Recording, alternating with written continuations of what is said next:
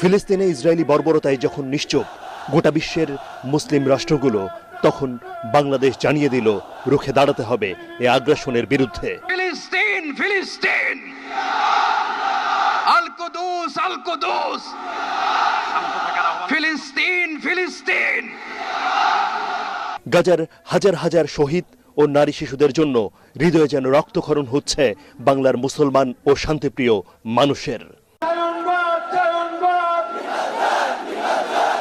ঢাকার March for Gaza কর্মসূচিতে অংশ নেয় লাখ লাখ মানুষ। বলা হচ্ছে ইসরায়েলের বিরুদ্ধে দেশের ইতিহাসের অন্যতম এই গণজমায়েত। স্পষ্ট বার্তা আসে, গাজা উইল বি ফ্রি। اليوم نحن نشاهد في فلسطين أن إسرائيل تهجم في هذه الأيام وفي الأيام القادمة على الإسرائيليين المظلومين منذ 70 عاما أو أكثر من ذلك। যে জমায়েতের শুরু হয় সকাল থেকেই, দুপুর না হতেই সোহরাওয়ার্দী উদ্যানের এই গণজমায়েত ছড়িয়ে পড়ে Ramna park, press club Paltan, Shahbag, Bangla motor সহ পুরো ঢাকা শহরে। রাজপথ থেকেই ফিলিস্তিনিদের জন্য সংহতি জানিয়েছেন কয়েক লাখ মানুষ।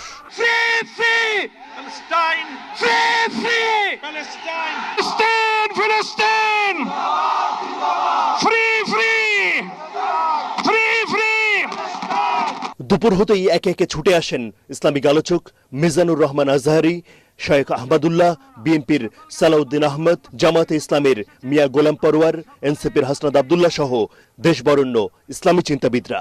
এক কাতারে দাঁড়িয়ে আজ বিশ্ববাসীকে আমরা দেখিয়ে দিতে চাই, আমাদের মধ্যে বিভিন্ন বিষয়ে চিন্তাগত মতপার্থক্য, ভিন্নতা থাকতে পারে, কিন্তু মাজলুম ফিলিস্তিনিদের স্বাধীনতা, তাদের অধিকার, গাজার মানুষদের বিরুদ্ধে জুলুম বন্ধের দাবিতে আমরা প্রত্যেকটা বাংলাদেশের মানুষ, ধর্ম বর্ণ নির্বিশেষে আমরা প্রত্যেকে তাদের সাথে সংহতি প্রকাশ করছি।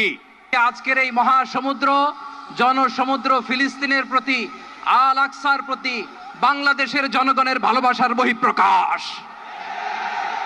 ভৌগোলিকভাবে আমরা ফিলিস্তিন থেকে অনেক দূরে হতে পারি, কিন্তু আজকের এই জনসমুদ্র প্রমাণ করে আমাদের এক একজনের হৃদয়ে, বুকের ভেতরে বাস করে এক একটা ফিলিস্তিন। আমাদের হৃদয়ে বাস করছে এক একটা গাজা, আমাদের হৃদয়ে বাস করে এক একটা আল কুদস। চিৎকার করে বলুন ঠিক কিনা? জাতিসংঘ জবাব চায়, গাজায় গণহত্যা কেন? জাতিসংঘ জবাব চায়।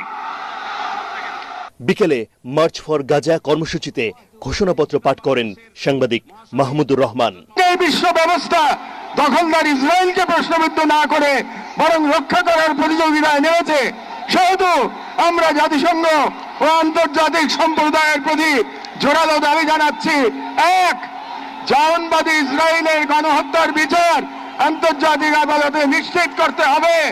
দুই, যুদ্ধবিরতি নয়, গণহত্যা বন্ধে কার্যকর ও সম্মিলিত পদক্ষেপ গ্রহণ করতে হবে।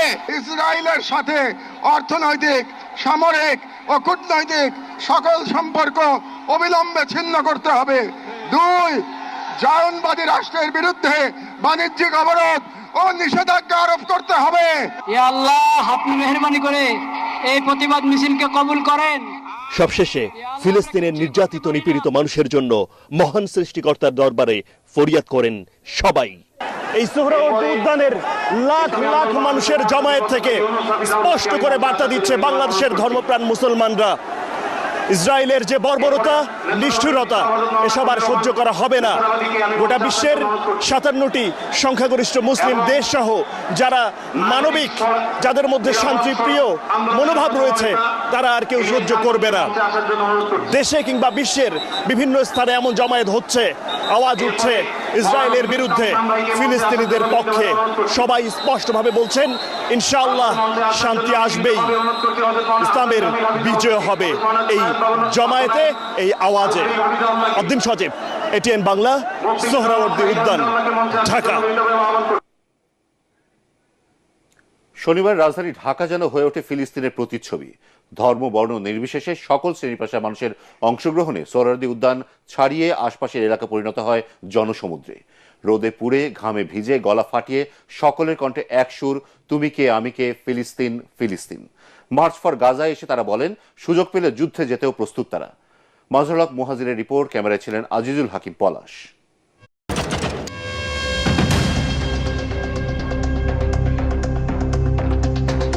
গাজায় ইসরায়েলি বাহিনীর নির্বিচার গণহত্যা আর বর্বরতার বিরুদ্ধে ক্ষোভে ফুঁসে উঠেছে বাংলাদেশ।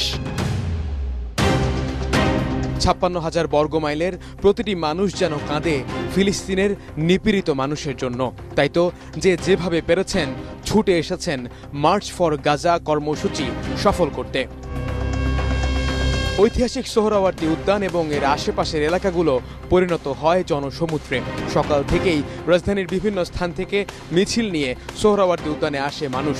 মিছিলগুলো শাহবাগ, নীলক্ষেত, দোয়েল চত্বর, মৎস্য ভবন দিয়ে উদ্যানে এসে মিলিত হয়। যারা বিশ্বে মুসলমানদের বিরুদ্ধে নির্যাতন করে তাদের বিরুদ্ধে আজকে ঐক্যবদ্ধ একটি ঘোষণা হচ্ছে, বাংলাদেশ আর কখনো তাদের পাশে থাকবে না। আমাদের যে মুসলিম ভাই বোনদেরকে মারা হচ্ছে, হইতে পারে এর থেকে আমাদের থেকে অনেক দূরে, কিন্তু ওই রক্তক্ষরণ আমাদের হৃদয় হচ্ছে। বাংলাদেশ বিশ্ব সহ আমরা রাস্তায় নেমে দেখাই যে আমরা পারি। গাজা যে গণহত্যা চলতেছে, এই গণহত্যাটাকে আমরা সবাই যেন একসাথে প্রতিহত করতে পারি। ছোট ছোট বাচ্চা সবাইকে মারছে, তার জন্য এইখানে আসলাম।